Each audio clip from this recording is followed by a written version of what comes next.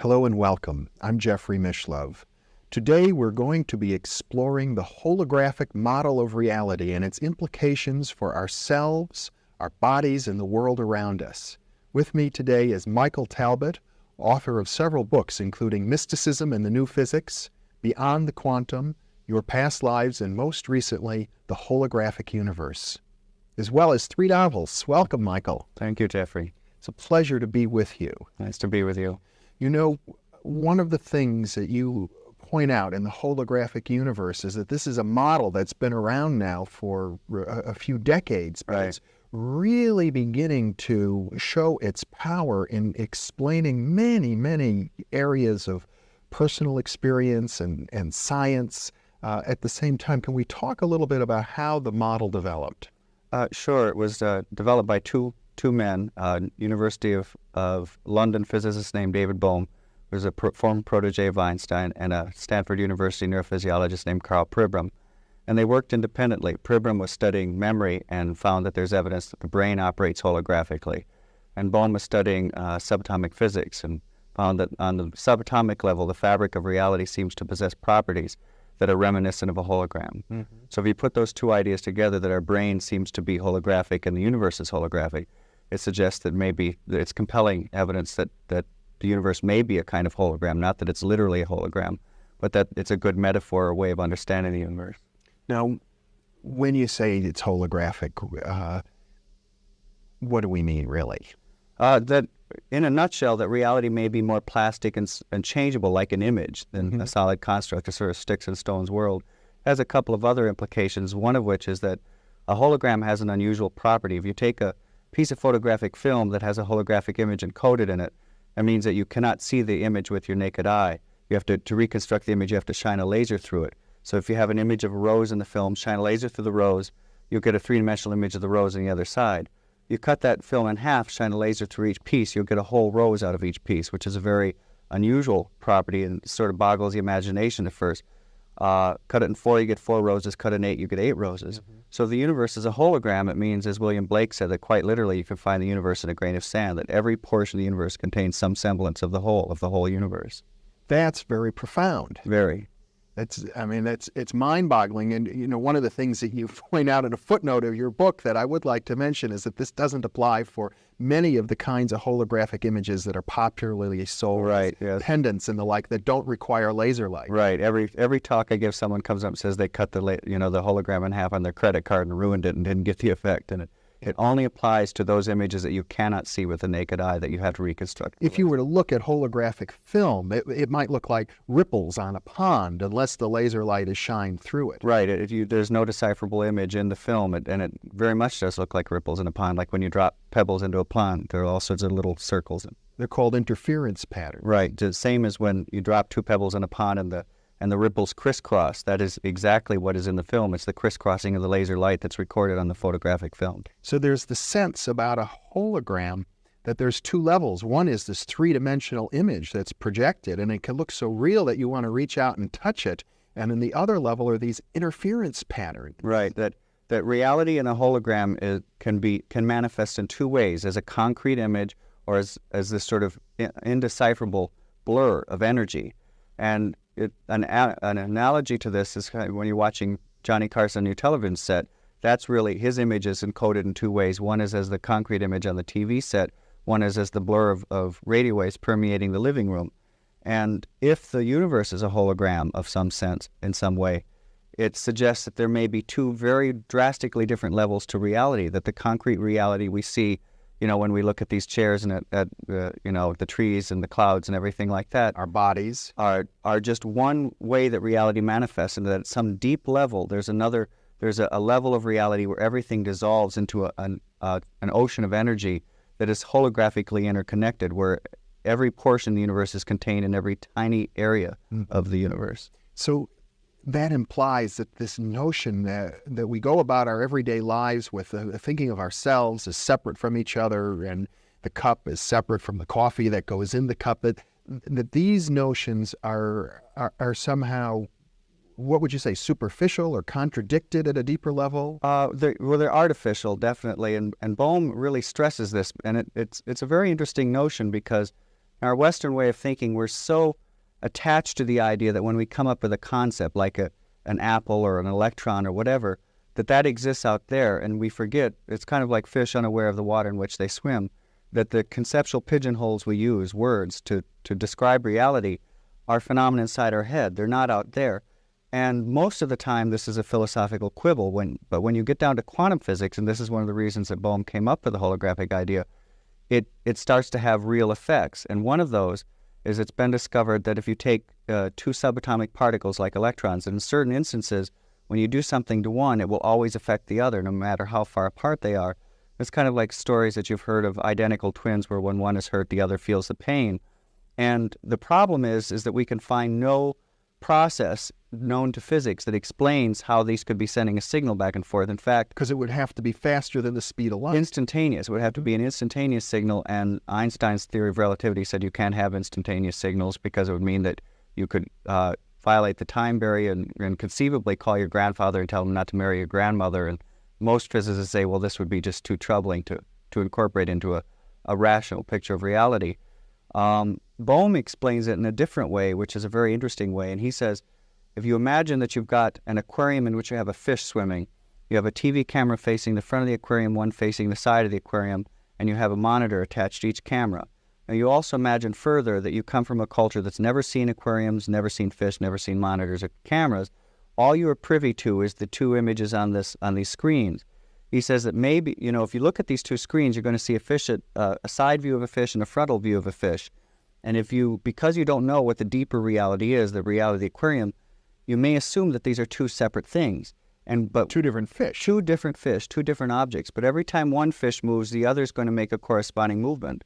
And you may then jump to the conclusion that somehow the one fish is signaling the other or communicating the other to say, hey, do this, instantaneously.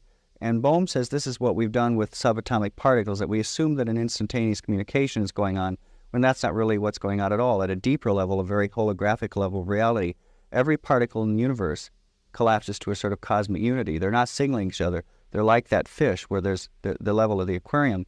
And so what that means, talking about words, is that there is no separation between electrons. Furthermore, there's no separation between people. And this has all kinds of very boggling implications, one of which is that we've always tried to understand, for example, psychic phenomena, like how could I get information out of your head in my head, as some sort of signal going back and forth. But if we live in a universe that's organized holographically, you no longer have to tackle it that way. It could be that I have the entire universe and every neuron, every cell, every atom, every electron in my head, and you do also. Right. So when we can access that, we can access information that seems to be beyond our normal sensory reach. Well, I'm very interested in psychic phenomenon, and I know you've had many personal experiences, Right. and I want to touch on it, but this is not a model that was developed in order to explain psychic phenomenon. I think to neuropsychologists like Carl Pribram, the fact that it happens to provide an explanation for psychic phenomena is almost a bit of an embarrassment, that he developed the holographic model because he was trying to come to terms with memory. Right. So right. let's talk about that. Sure. Pribram was working under a very famous neurophysiologist named Carl Lashley, and it was at a time when it was believed that memory was stored in a specific spot in the brain, and there was something called the proverbial grandmother cell, that there was literally a cell in your brain that contained the memory of your grandmother, what you knew about your grandmother. And so they did a rather gruesome series of experiments for animal lovers, but it came out with some very profound information. They took rats and they taught them how to run mazes, and then they would surgically remove various portions of the brain, Pribram and his mentor, Carl Lashley. The reasoning being that if they could remove a portion of the brain and the rat could no longer run the maze, they'd found the area of the brain where the rat's memory of the maze running ability was encoded. Now, every time they removed a different portion of the brain, they discovered that they could never remove the memory of how to run the maze. They could impair the rat's ability so it might limp through the maze, but they couldn't remove it. And really, surgeons had known this for a while, doctors had known this for a while, because when people have head injuries, they don't forget half of the alphabet or half of their family or half of a novel they read. They have global memory impairment where their entire memory may be hazy. But memories don't seem to be stored in our heads in the same way that books are stored on a shelf. And it wasn't until the 60s when Pribram encountered the holographic model that says that the whole is contained in every part that he said, aha, this may be what's going on in the brain. Specifically, because a hologram is made out of interference patterns, the hologram that you see, that we talked about earlier is made out of the interference pattern of laser light, but it can be made out of the interference patterns of any kind of energy, electromagnetic energy, electricity, X-rays even. And so Pribram said, since our synapses are constantly giving off electrical impulses, these are like proverbial pebbles dropping into the sort of electromagnetic pool of our brain. They're sending out ripples that are constantly crisscrossing. And he believes that's what the brain hologram, that's how we think and how we remember is through that hologram inside the head. It would apply in another sense, too, because if you take a hologram image and cut it in half or in quarters or in tenths, each time you reduce it in size, the image becomes fuzzier and fuzzier, even though the whole image is there, just the way memory would seem to be. And it becomes fuzzier when you have portions of the brain removed. Yeah. Correct. And Pribram then also noticed that the same principle applied for visual information processing. Well, yes, it's very interesting. He did not make the discovery, but he came upon the research done by other investigators. And that is another very interesting thing. As you know, Mother Nature uses all kinds of mathematical languages. When we go to understand physical phenomena, we generally find that there's some sort of mathematical underpinning to whatever the phenomena is. There are uncountable mathematical languages. It turns out that the mathematical language involved in the making of a hologram is a system of mathematics developed by a French man named Fourier. They're called Fourier transforms. Well, it also turns out that our brain uses Fourier transforms to translate visual information. This is a very unusual state of affairs. It's kind of like discovering Eskimos speaking Spanish. It's not proof that the brain is a hologram, but it's suggestive that the brain is a hologram. And it turns out, in fact, all of our senses appear to rely on sort of Fourier transforms, that they all seem to use the same mathematics. So again, here's evidence that the brain uses the same mathematics to decipher the sensory world as are involved in the making of a hologram, which is, as I say, not proof, but compelling evidence that something is going on there. Well, what this seems to suggest is a new way of looking at consciousness itself. Very much so, yeah. It's an interesting thing. I have to say that I differ a little with Pribram, because Pribram thinks that the brain, as I said, that it's the electrical interference patterns of the brain that is a brain hologram.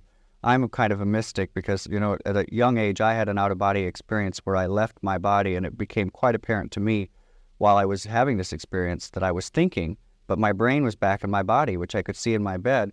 I knew it wasn't just a dream because I floated out over the ground outside my family's house, and I saw a book lying on the ground, and it was a book by the French short story writer Guy de Maupassant. And the next day, a neighbor said, "By the way, Michael, I lost a library book by Guy de Maupassant. Have you seen it?" And I thought, well, I floated over it last. I didn't tell the neighbor that, but there was the book. And I was always I'm still very scientifically oriented. I want to understand the world in scientific terms. But it was really the first time that I sort of had to confront, the difference between my spiritual beliefs that we can survive, our bodily death, and this deeply held scientific belief of mine that it's the brain that's doing the thinking. And I realized I had a kind of epiphany where I thought it isn't the brain that's doing the thinking. So I am not entirely certain that it's just the electromagnetic interference patterns that is the brain hologram, because those obviously would perish when the brain perishes. I think there might be some subtler level, some subtler energy that we haven't discovered with our technology that's involved in this also. Well, Bohm's model is irrelevant and interesting at this point because he's not dealing with the universe as a hologram made out of electromagnetic interference patterns. He's looking at quantum wave potentials, which are at a much deeper level. And I must say, I've heard Pribram discuss it much the same way. There are quantum wave potentials in the brain itself, which is a much more deeply embedded level of energy and matter than the electromagnetic level. Right. Bohm, it's a funny thing in science. The great physicist Hermann Bondi called it the lure of completeness, that we tend, when we find some sort of outermost perimeter to what we can measure, we assume there's nothing beyond it. And I refer to it, it's kind of like the in ancient times when we only knew a certain portion of the world, people always seem to say beyond the edge of the map there be monsters, that there was nothing there. And the same thing is going on in physics, that we have, with our technology, reached down to a certain level in reality, and it's a common prejudice among many physicists that beyond that level, there's nothing exists. There be monsters. There's just a void. and it's an interesting thing that we, as I say, we have to have this lure of completeness. We have to feel that our knowledge of the universe is all that exists in the universe. Bowman, I think, is very wisely is one of the few physicists who comes out and kind of says the emperor has no clothes. Says what rational basis to? It's just prejudice that we assume nothing exists beyond this level of reality. Mm-hmm. And he feels that there are all kinds of domains of reality beyond this level, this microscopic level. And he theorizes that there may be untold, uncountable, subtler energies in these levels. The quantum potential is one. It's a theorized field that has not been measured or discovered with science, but Bohm feels there's evidence to posit its existence. And it's now rather well accepted, I understand, it among quantum physicists. I wouldn't say that. No, it's pretty controversial, and the reason it's controversial is because the standard explanation of quantum physics has decided that this lure of completeness, that there's nothing beyond.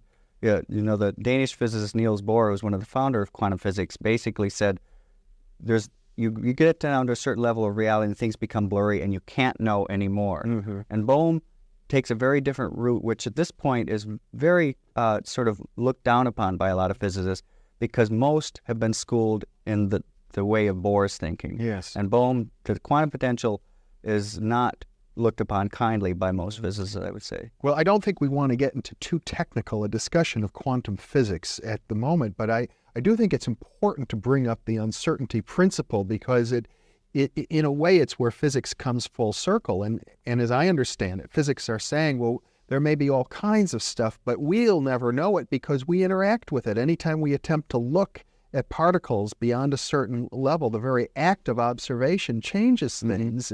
And that brings us to a point where we realize that the distinction between subject and object breaks down. Right. But physicists get very funny about it. They get kind of schizophrenic because they'll openly admit that subject and object breaks down there. But they say that somehow this has no effect in the real world. Uh-huh. This does not translate from the microscopic level to our level, although there is a sort of creeping evidence in the scientific world that it does translate into our level.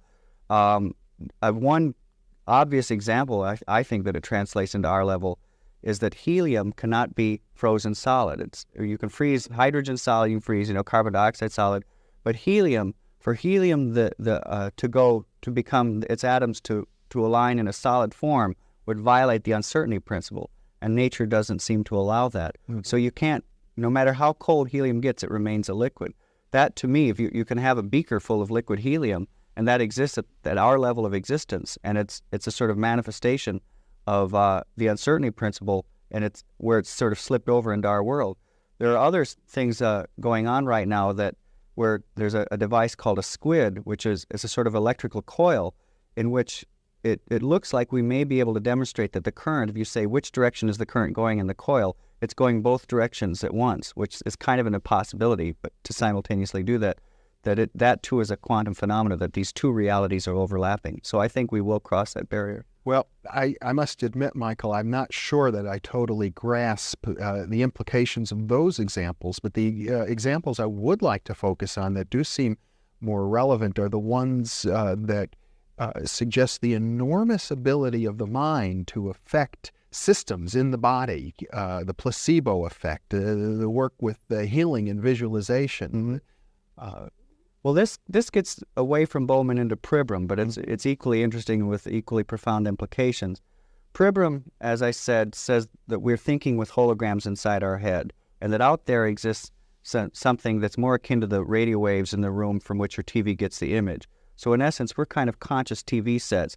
And what we think is reality when we look out here is really just the image on the TV set inside our mind, but doesn't exist out there. And Pribram says this is why there's all kinds of evidence that we seem to respond more to the models of reality in our head than out there. In the holographic universe, I give an example of a psychologist who did a study where he took soldiers and marched them all the same distance, but he told some they marched, he marched them all 30 miles or 20 miles, but told some they marched 10, some they marched 20, some they marched 30. But they all marched the same distance. At the end, he took physiological readings and discovered that physiologically they responded not to the actual mileage that they had marched, but to what they had been told, the model of reality that they assumed they had, the reality in their heads. And in medicine, people have used this application of the holographic idea that we respond to the model of reality. Say this may be why we respond more to the placebos, to fake drugs. There's a very famous example of a fellow who had lymphatic cancer, tumors the size of oranges all throughout his body. His doctor basically thought he had about 3 days left to live. The fellow heard about a new drug called Crebiozin and said, "You've got to give this to me." And the doctor said, "Well, frankly, I don't think you have long to live, and this drug takes several weeks to take effect." The man implored him, and the doctor gave in sort of as an act of pity. He gave the man Crebiozin, and 3 days later, the man's tumors melted, as the doctor put it, like snowballs in a hot stove, completely gone out of his body, faster than the strongest radiation treatment could have melted them away. The man is up or around, walking around his hospital room, resumes his normal life, seems to be completely cancer-free. Several months down the line, he reads an article saying Crebiozin isn't that effective. Boom, boom, boom, all his tumors come back. He's back in the hospital. The doctor starts to realize that maybe it wasn't the drug that cured the man, but the man's belief. So he lies to the man and he says, "Those articles are wrong. Crebiozin is effective, and in fact, I've got an even more potent version of it." He injects just salt water into the man's veins. Again, the man's tumors melt away. He resumes his normal life. Unfortunately, many months down the line, he reads final studies on Crebiozin saying it's completely ineffective. Boom, boom, boom, his tumors come back and he dies. But the bottom line is somehow this man had the ability to access some deep level of healing himself. It wasn't the drug, because salt water worked just as well as this alleged drug. And so again, here's an instance where he responded to the model of reality in his head, this deep belief that this drug would heal him, even though he wasn't even receiving the drug at a certain point in his treatment. And his body responded in kind. And that, to me, is the most exciting aspect of the holographic idea. And there are countless examples of it. There's a study of a new chemotherapy in England where they took a group of cancer patients. Half the patients they gave the drug, half the patients they gave a placebo, a fake. No one knew who was receiving the real drug or not. They told all the patients, "This is a very toxic drug, may cause you to lose your hair." 30% of the people receiving just the fake lost their hair. And when I first heard this, I immediately thought, oh my gosh, about every donut that I'd ever eaten in my life, and thought, oh, this is really bad for me. That I may be responding to the model of reality more than the nutritional aspects of the donut. Well, I think the stories of this kind have been known to scientists hundreds of years, but they've kind of been dismissed because scientists haven't had a good way to look at the possibility that consciousness can affect physical systems. We think of consciousness as an epiphenomenon. Right. But if one considers that there are standing waves, interference patterns in the brain, holographic images, it gives consciousness I hate to use the term mechanism because I don't think that's quite the right term, but it gives people a model in which they can begin to appreciate more the role of consciousness. That's true, and it also can be applied in another way, because if the universe is organized holographically, we've always believed, that there is no connection between the brain and the body, and of course, for most of the history of medical science in the West. In the past couple of decades, we're starting to say there's a connection, and we're sorting out certain pathways, the neuropeptide systems, that sort of thing. But if the holographic model is correct, there are so many interconnections between the brain and the body, there ceases to be a division. So it becomes almost a moot point to say, what is the pathway? How is the brain connected to the body? Because there's no difference, just like there's no difference between those two electrodes. Well, and to take it a step further, as you do, one might say there's no solid, clear-cut distinction between ourselves and the rest of the whole universe. This has profound implications for spiritual experiences, of which you've had quite a number, and perhaps in the time remaining, we should touch on more of those. Yeah, very much so. As I said, I've always been very interested in science, but I also grew up with a lot of very unusual experiences, not the least of which is that I grew up in a house with a poltergeist haunting. So I had all kinds of examples of psychokinesis, of objects moving about on their own when I was growing up. And it really was a strange in the sense that for me it was normal, and I had to learn that it was abnormal, and rather painful learning. And as I grew up, and my friends would find it very strange that these things would occur. And one of the things that Bohm says, because Bohm addresses the topic of psychokinesis, is again, we may be mistaken to try to approach psychokinesis by saying what energy is leaving the brain to move the object. Because, as Bohm says, there's no division. Psychokinesis means mind over matter. Right, moving the objects was just the power of thought alone. That we are as connected to that object as borderless. We're a continuum with the object as the patterns in a carpet. So for us to move the object may be, Bohm says, just an act of resonance, of realizing that there's no division between us. And can we talk for a moment about the issue of life after death, or spiritual experiences of other realities? Yeah, that's one of the areas you had mentioned earlier, that one of the exciting things about the holographic idea is that people have taken this and explored all different realms. That some have used it to say this is how acupuncture works, because it turns out that there are little micro acupuncture systems where you can find the entire body in the acupuncture points of the ear. Recapitulated in the ear, yes. Right. So that we've talked about the placebo effect. Some have said that the holographic idea applies in near-death experiences. One of these individuals is Kenneth Ring, who is at the University of Connecticut, studies near-death experiences. And it's interesting because in report after report of people who have been declared clinically dead, go to some apparent other level of reality and then come back, they refer to this other level of reality with terms like frequency and energy and even hologram, that it's a more plastic level of reality where thought seems to create things instantly. There are instances of people having near-death experiences where they think they're hungry and instantly food appears. Or perhaps an even better example, when people find themselves out of their body, there are cases where people look down and see that they're in a naked body and they go, oh my gosh, I'm naked. Instantly they have clothing on. Now, we don't assume that clothing has a soul, that it has a spirit that survives. So somehow it appears that the mind can sort of pull out of this ocean of frequency a hologram of clothing. And this is what Ken Ring says, is that we're entering deeper into the hologram when we have near-death experiences, when we leave our bodies. So there's so many different areas that have kind of been at the fringes of our understanding that we can now begin to look at with new eyes. Michael Talbot.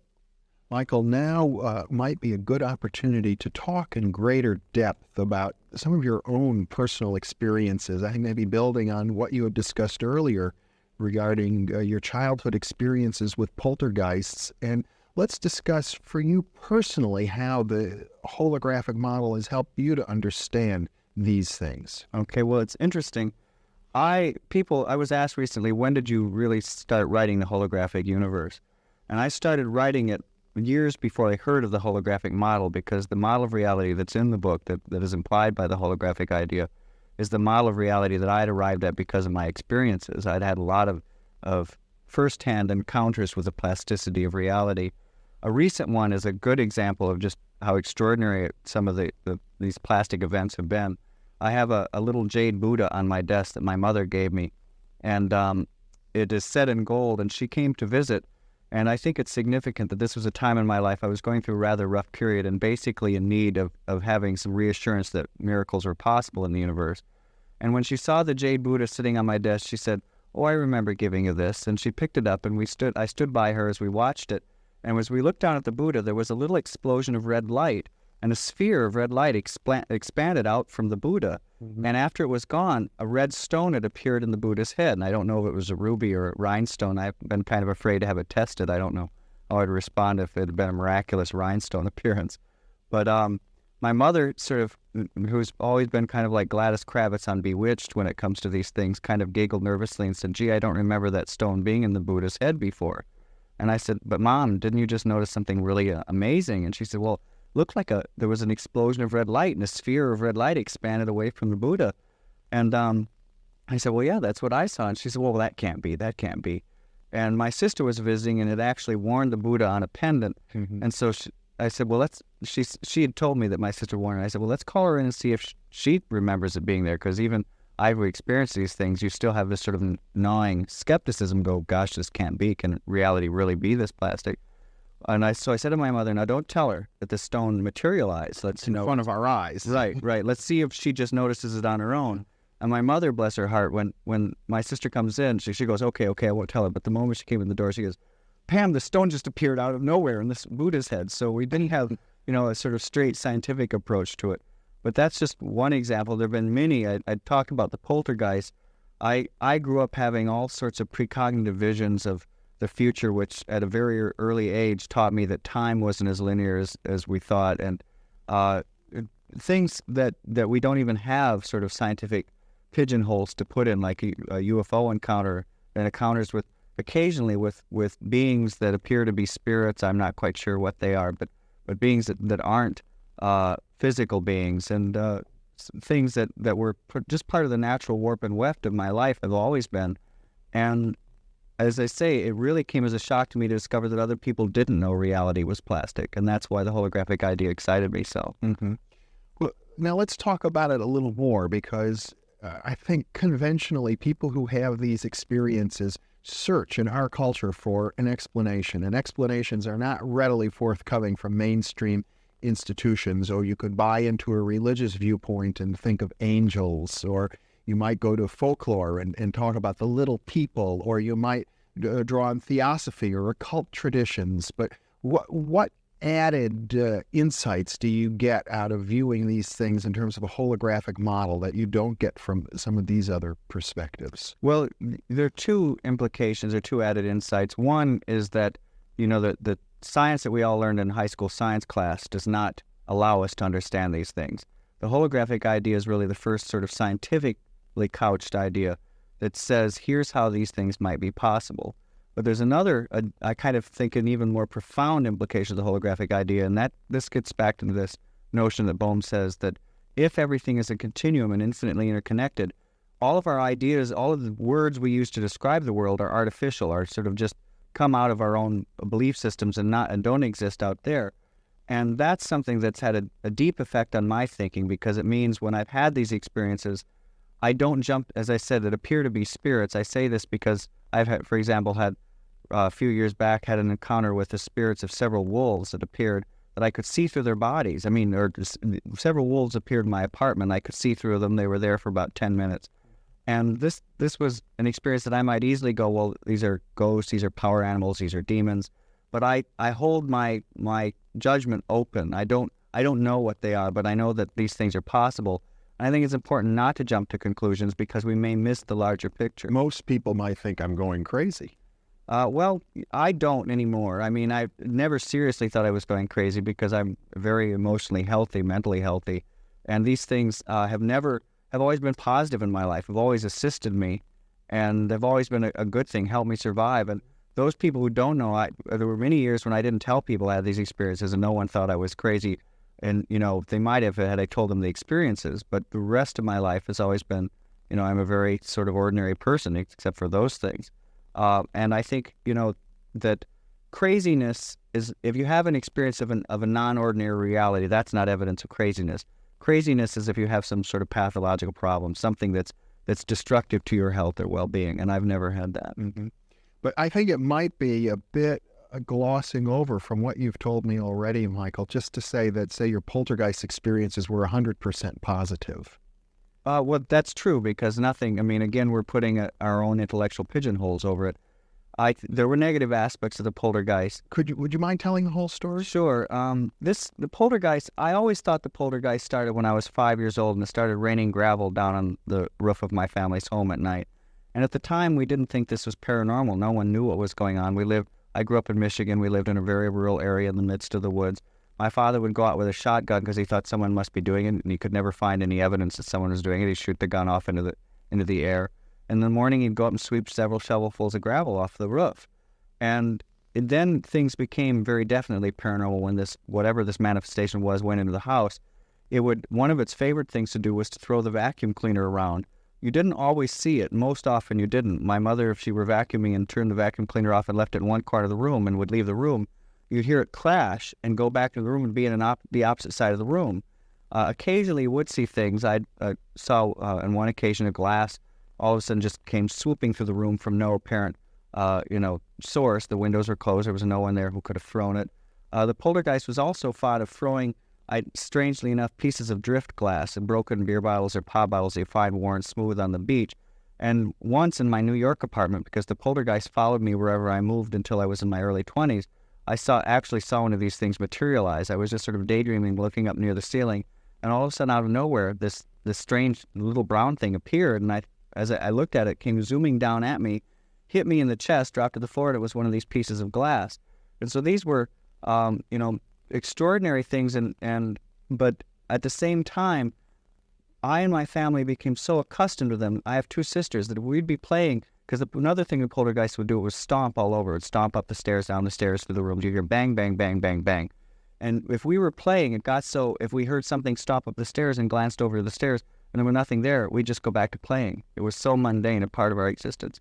And you said they did have negative aspects. It wasn't all positive. That's true, because one of the things that I discovered, and has caused me to believe that the poltergeist was an unconscious psychic projection of mine, is that it was always colored by my moods. And most of the time I was in a good mood and it was mischievous. Would do silly things. Like one morning I woke up with dried spaghetti noodles all over my chest and no explanation. I lived alone, and unless a burglar broke in, boiled some noodles, and threw them on my chest, I don't know where they came from, and I have no history of sleepwalking or anything like that. Another instance, it took all of my socks, draped them over the plants in my house. Silly things like that. But if I were in a bad mood, if I were going through some sort of rough time in my life, the poltergeist became nasty. And there were a few occasions, not many, where stigmata-like bites would appear in my hands. A couple of times, needles, metal objects that were halfway between nail and needle would appear out of nowhere, just zoom into my flesh. So this only happened twice. Mm-hmm. And things like that.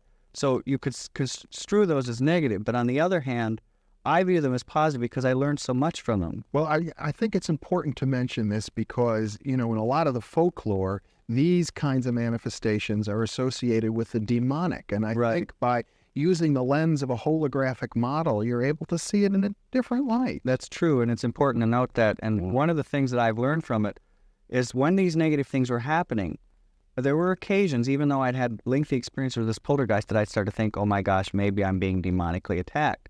When I believed that, it started to manifest even more as a demonic attack. But when I would sort of come to my senses and go, no, I know that I can see the emotional reason that this is manifesting in this way, and go, okay, I'm going to stop this. I'm going to, have a positive frame of mind.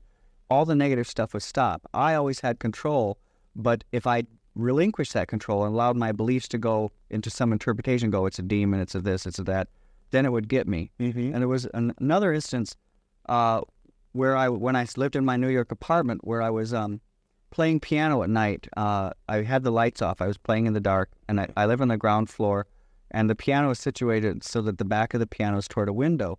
And as I was sitting there playing away, all of a sudden there was an intense burst of light in my face. It was like a flash bulb went off right in my face. And my first just sort of visceral reaction to it was, oh my gosh, a truck has come off the road and is driving through my window. So I literally threw myself over the piano, thinking that I'm about to be killed by this truck or whatever. And after I sort of regained my senses and stood up, I looked back at the window. There was no sign of what had caused this light. And I thought, well, that is strange. And I turned back around, and as I looked in the room, it was what looked like a luminous soap bubble about 3 feet in diameter hovering in the air. And it sounds strange, but it terrified me, because people go, what's so scary about a luminous soap bubble? But it was so unexpected and yet so real. And I started moving my eyes from side to side to see if it was an after image on my retina. I started blinking to see if it would go away. And it was as real as the tables and the chairs. Mm-hmm. And there was a distinct sort of feeling of evil coming from it. Mm-hmm. And I started to run out of the room, and then I caught myself, and I thought, because I'm basically just an extremely curious person by nature, I thought, if I run out of the room, I'm always going to wonder what this thing was and what would have happened had I stayed. So I really summoned my courage, and I stopped, and I addressed it. I said, I want you to know you just scared the daylights out of me, but I want to know why you're here and what you are. And when I said this bubble, which is hovering in the air, backed up.